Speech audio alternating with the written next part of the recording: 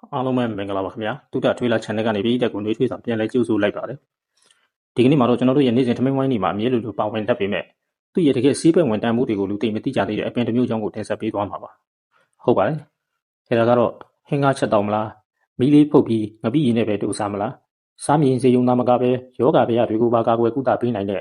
ခရမ်းကစော်ကြီးပဲဖြစ်ပါတယ်ဒီသီးလေးကတင်းငယ်ပေမဲ့သူ့ရဲ့အာနိသင်ကတော့အာမခန်းပါပဲဒီဗီဒီယိုလေးရဲ့အဆုံးမှာပရိသတ်တွေအနေနဲ့ခရမ်းကစော်သီးကိုအရင်ကထက်ပိုပြီးတန်ဖိုးထားစားသုံးကြလိမ့်မယ်လို့လည်းကျွန်တော်ယုံကြည်မိပါတယ်။ဒါကြောင့်ဗီဒီယိုလေးကိုအဆုံးထိကြည့်ရှုပေးဖို့ဖိတ်ခေါ်ချင်ပါတယ်။သူကခရမ်းမျိုးအပင်တစ်မျိုးဖြစ်ပါတယ်။မူလဇာတိကတော့အမေရိကတိုက်အလယ်ပိုင်းနဲ့တောင်ပိုင်းဒေသတွေကဖြစ်ပေမဲ့ကျွန်တော်တို့မြန်မာနိုင်ငံအပါအဝင်အာရှတိုက်အပူပိုင်းဒေသတွေမှာအလေးကျပေါက်ရောက်နေတာကိုတွေ့ရပါတယ်။အပင်ရဲ့ပုံစံကိုကြည့်မယ်ဆိုရင်ခြုံဖို့လိုပေါက်တက်ပြီးတော့အရွက်တွေမှာရောပင်စီမှာပါစူးလေးတွေပါတတ်ပါတယ်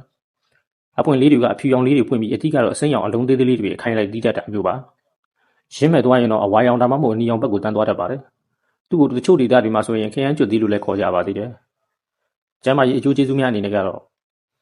ဒီသီးလေးကဘယ်လိုကျမ်းမာရေးအကျိုးကျေးဇူးတွေပေးစွမ်းနိုင်တယ်လဲဆိုတာကိုတစ်ချက်ကြည့်လိုက်ရအောင်ပါ။၁သွေးရနဲ့ယောဂအတွက်အထူးကောင်းပါတယ်။ပထမဆုံးနဲ့အကျဉ်းရှားဆုံးချက်ကတော့သူဟာသွေးရနဲ့ယောဂကိုကုသရမှာအရန်ကိုထိရောက်တာပဲဖြစ်ပါတယ်။ခရမ်းကစော်သီးမှာတန်တက်အမြောက်များပါဝင်ပါတယ်။ဒါကြောင့်သွေးနေဦးဆဲလ်ထုတ်လုပ်မှုကိုအားပေးပြီးမကြာခဏမူးဝေတတ်သူတွေသွေးရနှဲသူတွေအနေနဲ့အမျိုးသမီးတွေအတွက်အထူးစားသုံးတဲ့အစားအစာတစ်ခုလည်းဖြစ်ပါတယ်။နှစ်စီချိုသွေးတိုးထိန်းချုပ်ပေးခြင်းဒုတိယတစ်ချက်ကတော့ခေတ်သစ်လူနေမှုဘဝမှာဖြစ်များတဲ့စီချိုယောဂပါပဲ။ခရမ်းကစော်သီးကိုပုံမှန်စားသုံးပေးရင်သွေးတွင်းတခြားတက်ကိုတိတိတသားရောကြစေနိုင်တယ်လို့သူတို့တနတွေကဆိုပါတယ်။ဒါပြင်သွေးကြောတွေကိုရှင်းလင်းပေးတဲ့အတွက်သွေးတိုးယောဂကိုလည်းကာကွယ်ပေးပါတယ်။နံပါတ်3ချက်အနေနဲ့ကတော့အစာရည်နဲ့ဥလန်းချောင်းကိုတန်ရှင်းစင်ကြယ်ပေးပါတယ်။အစာမကြေတာလေးပွားတာဝင်းချုပ်တာတွေဖြစ်မှုကြတယ်မဟုတ်လား။ခရမ်းကစော်သီးမှာအမြင့်တက်ဖိုင်ဘာကျွယ်ဝစွာပါဝင်တဲ့အတွက်အစာချေစနစ်ကိုထူကောင်းမွန်စေပါတယ်။ဥလန်းချောင်းတွေကအစိတ်တောက်တွေကိုဖယ်ရှားပေးပြီးဝန်းမှန်စေပါတယ်။နံပါတ်4အချက်အနေနဲ့ကတော့ချောင်းဆိုးပန်းနာရင်ကျက်တက်တာစေခြင်းဖြစ်ပါတယ်။ရှေးရိုးရာဆေးချမ်းတွေမှာဆိုရင်ခရမ်းကစော်သီးကိုချောင်းဆိုးကြတာနဲ့ရင်ကျက်ယောဂတွေအတွက်သုံးခဲ့ကြပါတယ်။သူ့ကိုဟင်းကားလေးခပ်ပူပူချက်တောက်လိုက်ရင်ရင်ထဲကတလိတွေကိုကင်းစင်စေပြီးအသက်ရှူလမ်းကြောင်းကိုရှင်းလင်းသွားစေပါတယ်။ဟုတ်ကဲ့ပါ။အထက်မှာပေါ်ပြခဲ့တဲ့ပျောက်ကင်းနိုင်တဲ့ယောဂဝေဒနာတွေကိုထပ်မံရှင်းလင်းအောင်ပေါ်ပြပေးပါမယ်။နံပါတ်1အနေနဲ့ကတော့သွေးအားနည်းတတ်သူတွေအတွက်သွေးအားနည်းယောဂအတွက်ကောင်းပါတယ်။နံပါတ်2တစ်ချက်အနေနဲ့ကတော့စီးကျိုသွေးတိုးရှိသူတွေအတွက်စီးကျိုသွေးတိုးယောဂကိုထိန်းချုပ်ပေးနိုင်ပါတယ်။နံပါတ်3တစ်ချက်အနေနဲ့ကတော့အစာရည်နဲ့ဥလန်းချောင်းကိုတန့်စင်ပေးပါတယ်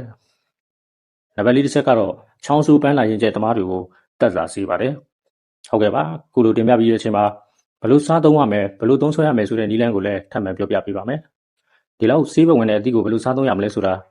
ကြည့်လိုက်အောင်ပါတချို့ကသူ့ရဲ့ခါတတ်တဲ့အရာတာကြောင့်တိတ်မကြိုက်ကြပေမဲ့စနစ်တကျပြင်ဆင်တတ်ရင်အရန်ကိုစားမိပါတယ်ဟင်းကားချက်တောက်ခြင်းအများဆုံးလုပ်လို့ရှိတာကတော့ခရမ်းကစော်သီးကိုထုပြီးပစွန်ချောင်းငရုတ်ကောင်းချက်သွန်မျိုးလေးနဲ့ဟင်းကားချက်တောက်တာပါပဲအဖျားတက်ချင်နေတဲ့အချိန်မျိုးနှာစီးချောင်းဆိုးဖြစ်နေခြင်းမျိုးမှာဒီဟင်းကားပူပူလေးတစ်ခွက်ကတကယ်ကိုအမောပြေးစေပါတယ်တို့စရာဖြစ်စားသုံးခြင်းမီးသွေးမီးပူလေးပေါ်မှာกินပြီးတော့ဖြစ်စေရေနွေးဖြောပြီးတော့ဖြစ်စေငပိရေပြော်လေးနဲ့တို့စားရင်တမင်းမိန်စေတဲ့အကောင်းဆုံးအတွဲဖက်ဖြစ်ပါတယ်ဆေးဘက်ဝင်အမှုန့်ပြုလုပ်ခြင်းတချို့ဒေသတွေမှာဆိုရင်အသီးကိုနေလှမ်းအခြောက်ခံပြီးအမှုန့်ကျိတ်ထားကြပါတယ်။အဲ့ဒီအမှုန့်ကိုရေနွေးနဲ့ဖြိုတောက်ထားမျိုးကစီးကျူသမားတွေအတွက်ဆေးတစ်ခွက်ပါပဲ။ဟုတ်ကဲ့ပါ။ဒီနေရာမှာသတိပြုရမယ့်အချက်နဲ့တည်တင်သီးထိုက်တာတွေကိုလည်းဆက်လက်တင်ပြပေးသွားမှာဖြစ်ပါတယ်။ပထမတစ်ချက်အနေနဲ့ကတော့အစိမ့်တက်တက်အများကြီးမစားသင့်ပါဘူး။ခရမ်းမျိုးရင်းဝင်အပင်အများစုမှာသဘာဝအစိတ်အတောက်အနှဲငယ်ပါဝင်တဲ့အတွက်တိချာချက်ပြုတ်တာကျင်တာကြက်အောင်ချက်စားတာအကောင်းဆုံးပါပဲ။နောက်တစ်ချက်ကတော့ကိုဝင်ဆောင်မိခင်တဲ့အနေနဲ့အလွန်အကျွံမစားသုံးခင်မှာဆရာဝန်နဲ့တိုင်ပင်သင့်ပါတယ်။တန်စီလွန်ပေးဆိုတဲ့အတိုင်းအသင့်အတင့်စားသုံးတာကအကောင်းဆုံးပါပဲ။ဟုတ်ကဲ့ပါ။ဒီကုန်းချုပ်အနေနဲ့ဒီနေ့တင်ဆက်ပေးခဲ့တဲ့ခရမ်းကစော်သီးရဲ့အကြောင်းကပြည်သက်တွေအတွက်ကျမ်းမာရေးဘူးတုဒများစွာရရှိလိမ့်မယ်လို့ယုံကြည်ပါတယ်။မိမိတို့ရဲ့ channel မှာလေးချပေါက်နေရင်ခုတ်မပစ်ပဲဈေးမှာတွေ့ရင်လည်းဝယ်စားပြအောင်ဝယ်စားကြဖို့တိုက်တွန်းကြပါတယ်။ဒီဗီဒီယိုလေးကိုသဘောကျတယ်ဆိုရင် like နှိပ်သွားပေးခဲ့ပါအောင်ခင်ဗျာ။နောက်ထပ်လည်းဘလို့သဘာဝဆေးဘက်ဝင်အပင်တွေအကြောင်းကျမ်းမာရေးဘူးတုဒတွေအကြောင်းကိုသိချင်တယ်လဲဆိုတာအောက်မှာ comment မှန်ပြီးရေးသားခဲ့ကြပါအောင်ခင်ဗျာ။ဒီလိုကျိုးရှိတဲ့အကြောင်းအရာတွေကိုအမြဲတင်ဆက်ပေးနေတဲ့ကျွန်တော်တို့ရဲ့တုဒ trailer channel ကို subscribe လုပ်ရသေးဘူးဆိုရင်လည်းအခုပဲ subscribe လုပ်ပြီးဘေးက notification ခေါင်းလုံးလေးကိုနှိပ်ထားခဲ့ဖို့မေတ္တာရက်ခံကြပါတယ်ခင်ဗျာအားလုံးပဲယောဂဗျာကင်းဝေးပြီးကျမ်းမာပျော်ရွှင်တဲ့နေ့ရက်လေးကိုပိုင်ဆိုင်နိုင်ကြပါစေခင်ဗျာနောက်ဗီဒီယိုတွေမှာပြန်လည်ဆုံတွေ့ကြပါမယ်ခင်ဗျာတုဒ္ဒထွေလာ channel ကနေကြိုဆိုပါတယ်တဘာဝရဲ့စေဖက်ဝင်အပင်တွေအကြောင်းကောင်းကျိုးတွေအများကြီးသိရအောင်တုဒ္ဒထွေလာကိုလာခဲ့လိုက်ပါ